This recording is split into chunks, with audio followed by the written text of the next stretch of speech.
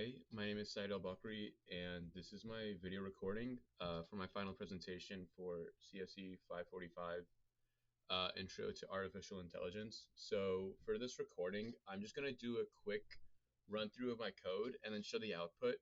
I'm not going to do a live demo of my code just because it does take a minute to run and to process all the data. So for the purposes of this recording, I've already done all the preliminary work. I've already generated the graphs. I've already ran the program, but I'll just explain all of that in a bit. So firstly, this is my code. It's around 400 lines of code. And just a quick run through of it. This is all the functions in it. Just kind of going through what I decided to do with this project, which is doing a max cut. And then solving max cut, which I'll explain what max cut is in more detail, but max cut and solving that with the genetic algorithm firstly, and then also mixing genetic algorithm with wisdom of artificial crowds. So that's my approach for this assignment. Here we have the main functions for max cut, defining the cut value, all of this, and then here are the genetic algorithm components in there as well. Then we have the wisdom of crowds for that as well, and going into that, and then doing the plotting, doing GUI snapshots, which I'll show those snapshots in a bit, and then just going through that. Here we have the improvement curve, showing the improvement curve of how it improved when applying wisdom of artificial crowds. This is it with the optional wisdom of artificial crowds with genetic algorithm.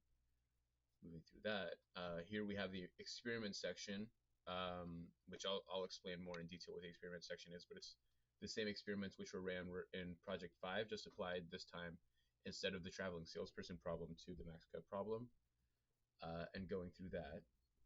And then we see here all of that. This is where we actually run the instances,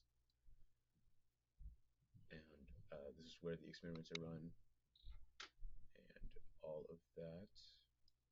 And yeah, again, for the purposes of this assignment, I've already ran the code. I'll show quickly how I generated um, the graphs and the data which was actually used for this assignment.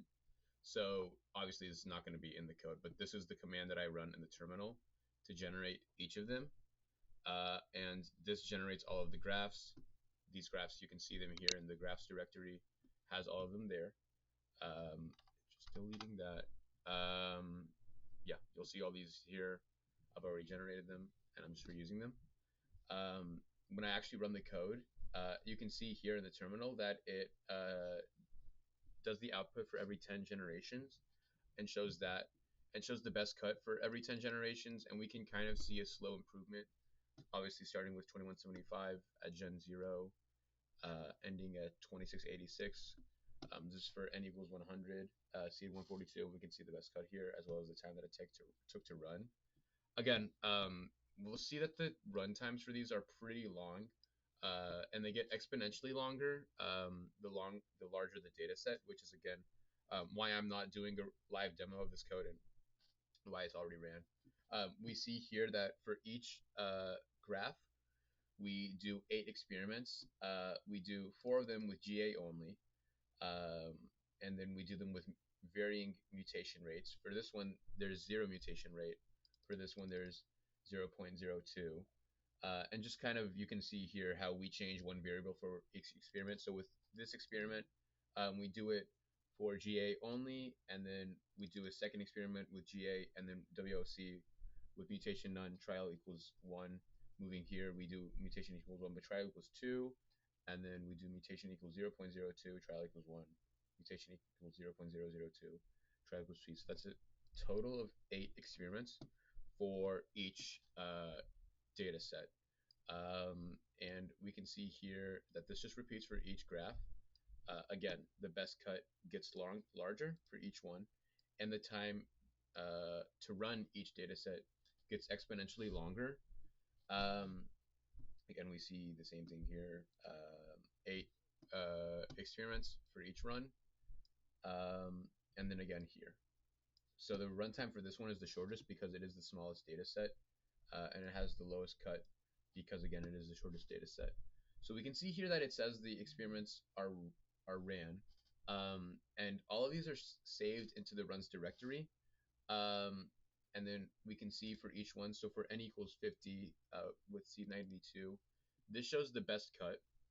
Um, we can see the stats for genetic algorithm.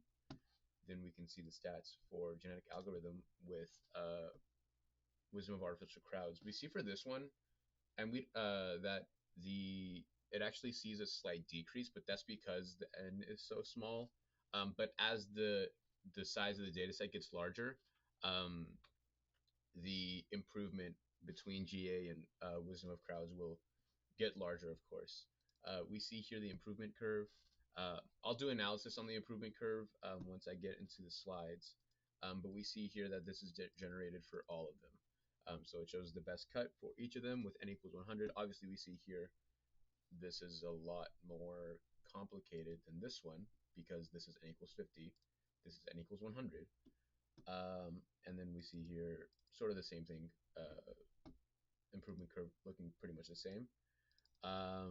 Again, this one, there's not even I mean, there's a few interspersed periods of white throughout, but for the most part, this is entirely full of lines because, again, the n is larger. It's 200 with the same one. And so that's just a quick run through of the code.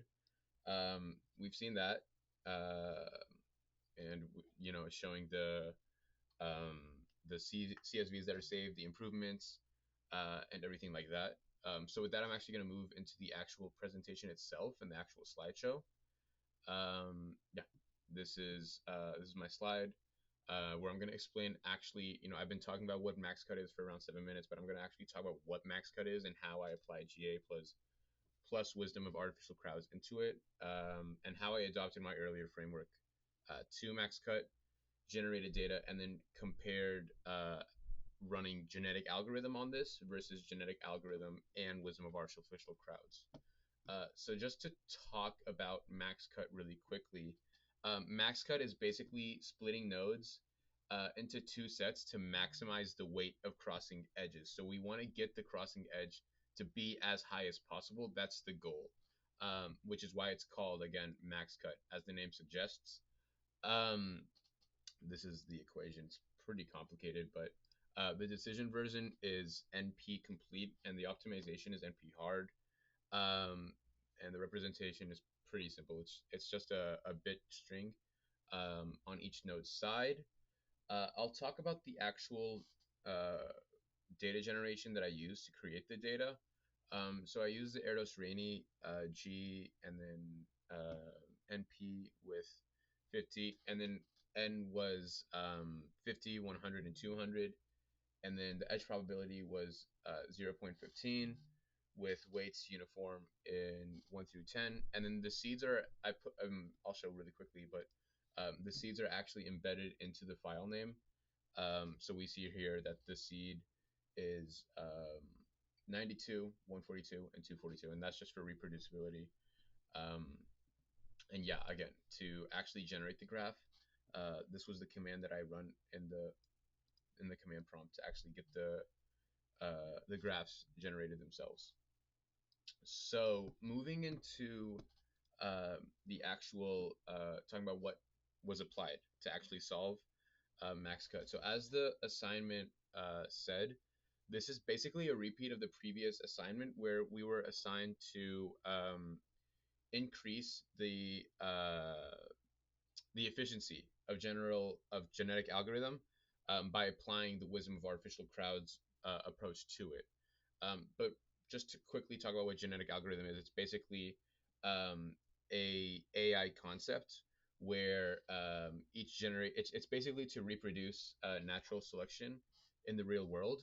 Um, we basically create multiple generations. Each generation takes on the best features from the previous generation, and these generations continue as long as the algorithm or the program tells the algorithm to run for, or until a sufficient result is reached, at which point the genetic algorithm will stop and will select the best generation. Um, Other features of genetic algorithm also includes mutation rate. Obviously, we take the best features from the parents and apply them to the child. But in the real world, obviously, children are not one-to-one clones of their parents. There are often mutations, and so we also apply a mutation rate. And that was what I was talking about when I was talking about that. Um, yeah, is that we apply a mutation rate here, and then the mutation rate varies, and that sometimes high mutation rate is better, sometimes low mutation rate is better. And so the mutation rate was 1 dash n, or actually, no, I'm going to get ahead of myself. But the general assembly, I mean, the genetic algorithm baseline, so tournament selection was k equals 3 with a uniform crossover, with a bit flip mutation with default 1 divided by n, or 0.02, and elitism was 2. And then also, when we talk about genetic algorithm, the score that's used to talk about and actually assess the performance of the generation is called fitness. And so the fitness in this case was the cut value. So what does wisdom of artificial crowds add to this? It is a step for every 10 generations where it takes the top 20% elites, it has per node majority vote, and then it repairs the undecided ones with greedy gain, polishes with one flip local search, and then it injects the consensus back into the population. So it's what I did for TSP, but bitstrings make it even cleaner. So going into it, for each graph, again, as I said, I ran 8 experiments. And we see that here, GA and then GA plus wisdom of crowds with varying mutation rates. And then this is the actual results themselves. We see here that the runtime um, gets exponentially larger the larger the n within the data set is, as well as the best cut. It's not a linear increase, but yeah, so that means that wisdom of crowds becomes exponentially more beneficial. And then with the improvement curves all around, we kind of see the same behavior, where we see rapid exponential growth and fast early gains with the curve around earlier generations, but that tends to plateau around generation 50. And then Wisdom of Crowds injections bumps best so far intermittently. Um, but yeah, I mean, even, Seed 142 is an outlier where it sees pretty consistent improvement across generation, but even then, it's very little improvement as compared to the exponential improvement we see around earlier generations. And this is kind of the same behavior that's exhibited, just to a greater degree with the other data sets. And then this is just the results for each one. So with n equals 50, Wisdom of Crowds improved the mean cut at both mutation settings, and the runtime overhead to actually get this benefit was small. So yeah, this is pretty standard. And then moving into the same with n equals 100, Wisdom of Crowds was slightly worse on average at both mutation settings, which shows that it's not universally better. So if elite consensus is noisy or premature, aggregation can steer you to a local basin. Um, so yeah, it's not always better. However, on n equals 200, it has a little bit of a comeback where Wisdom of Crowds shows the positive mean gains with minimal overhead. So with more nodes, there's more stable structure for the crowd to agree on. So it pays off. But yeah, I mean, just overall to summarize, I implemented a GA plus Wisdom of Crowds max cut solver. Wisdom of Crowds often improve the mean cut, especially for n equals 200. At worst, it's neutral or slightly worse for n equals 100. So Wisdom of Crowds helps with larger n, with a healthy population diversity and stable elite agreement. It can hurt when it's too strong of a threshold with premature convergence or not enough diversity. The overhead is generally small and predictable, and the runtime is dominated by GA evolution. But with that, that's all I had. So yeah, thank you for listening, and yep.